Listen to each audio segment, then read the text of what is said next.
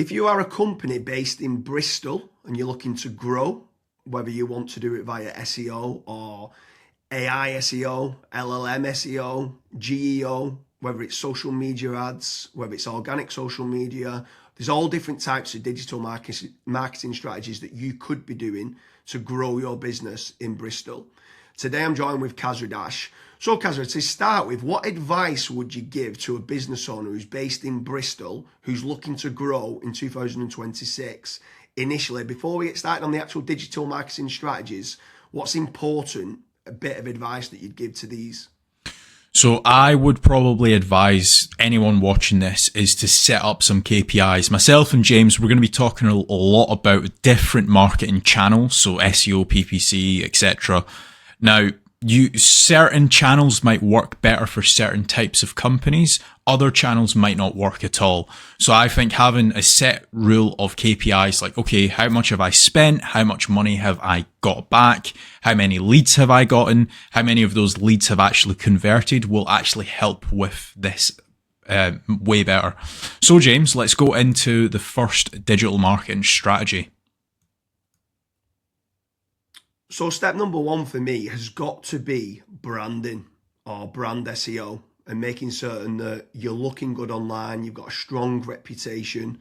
I think everything needs to start, the foundations need to start with a positive kind of brand SERP of who you are and what you do.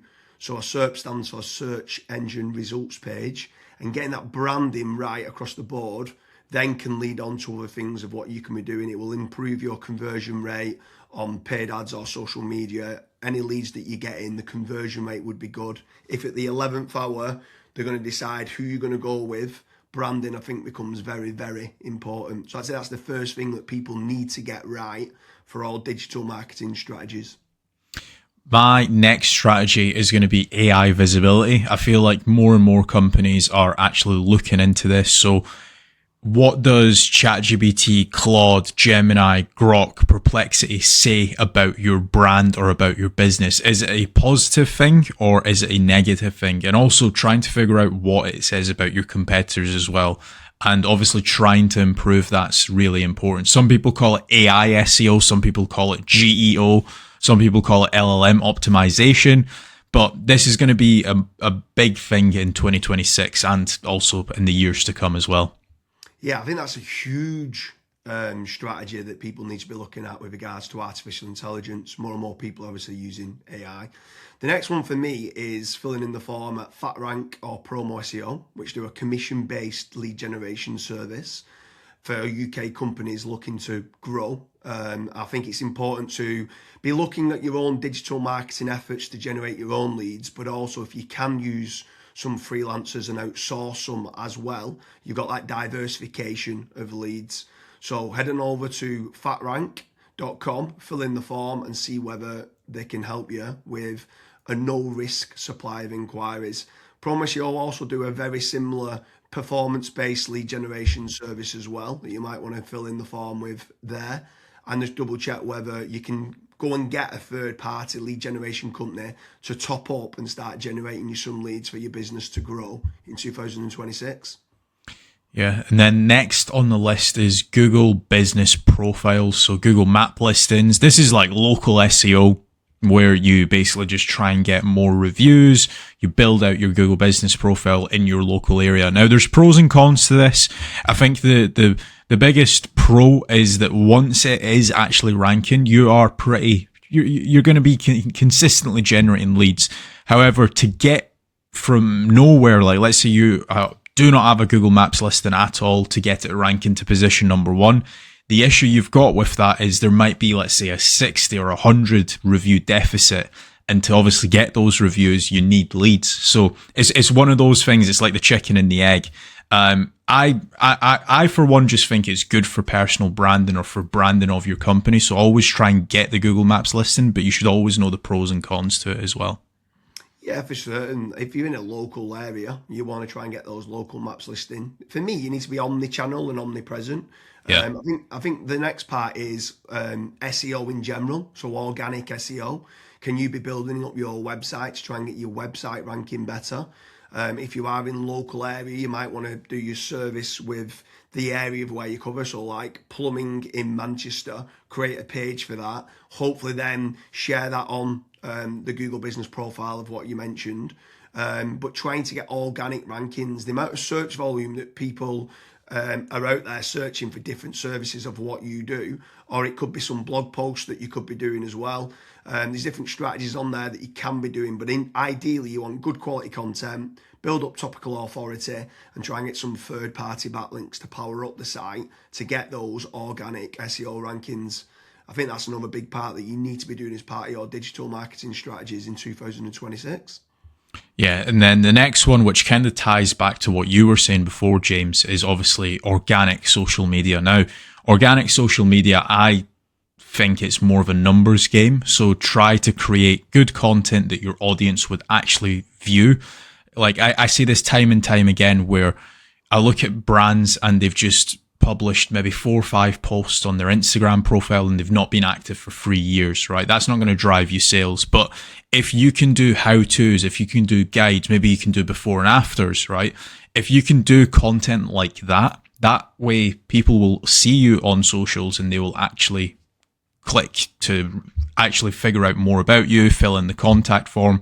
The caveat to organic social media, yes, it's free to do. It's not like PPC, for example, but it is very much a numbers game. So you want to be consistently uploading, maybe not every day, but at least 3 or 4 times a week. Yeah, for sure. On the subject of social media, paid social ads as well is massive.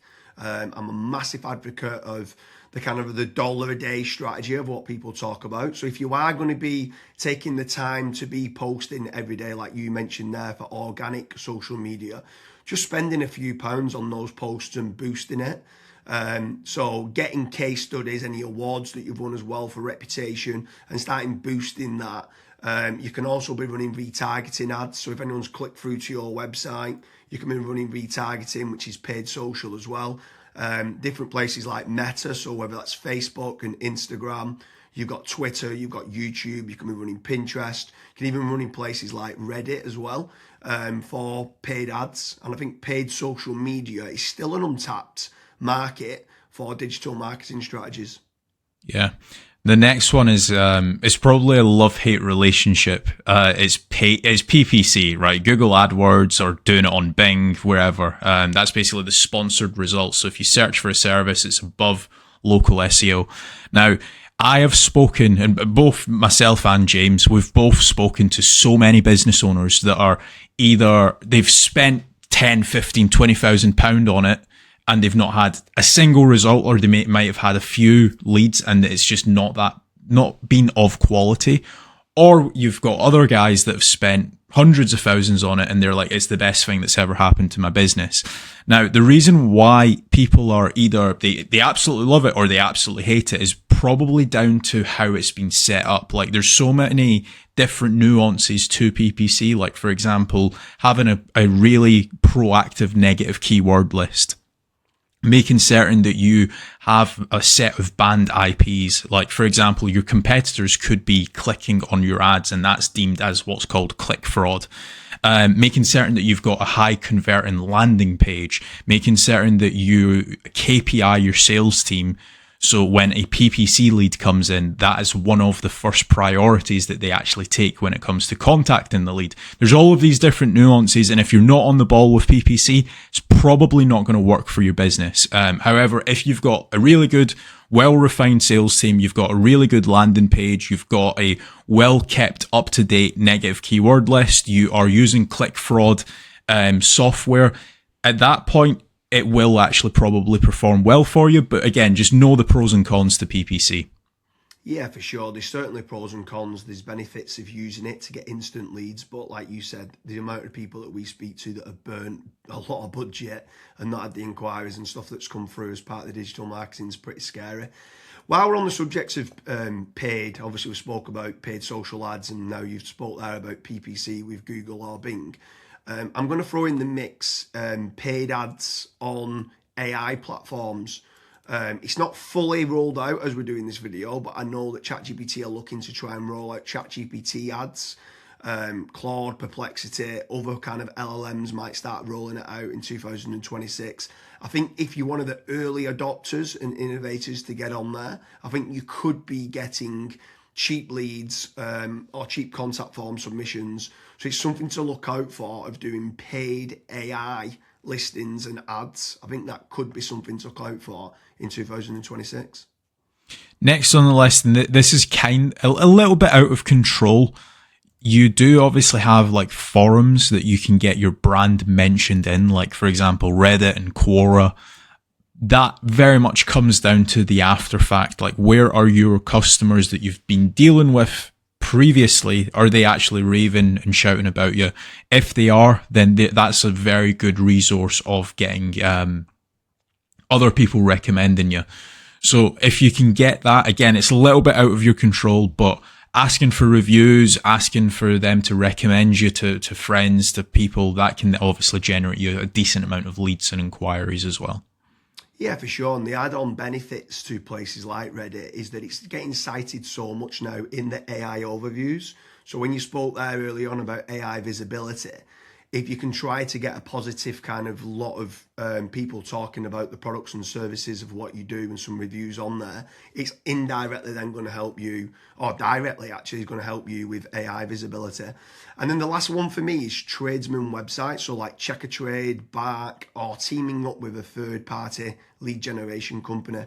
Something I would say with all of these practices, Kazra touched on earlier about making certain that you understand your KPIs and your ROAS, return on ad spend. I think it's very important for business owners that are doing any sort of digital marketing to be tracking how much time and effort's being put into, let's say, running organic social media or running paid ads. Everything should have KPIs put in place. And this is exactly the same then with tradesman websites like Check a Trade, Bark, Rated People, My Builder. These could all be amazing platforms to generate leads that could get you a positive return on investment. And if you do, you should continue to be using those platforms.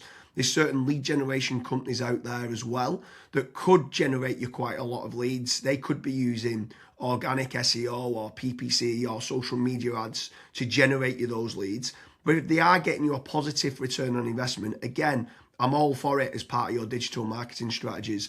But I just want to repeat one more time with regards to FatRank and Promo SEO. They do lead generation and they guarantee a return on investment. It's a commission-based lead generation service or performance-based lead generation service.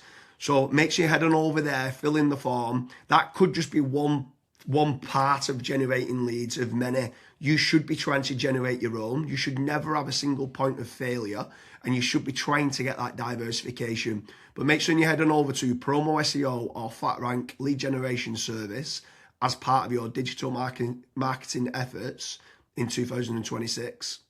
Thank you very much, Kazra.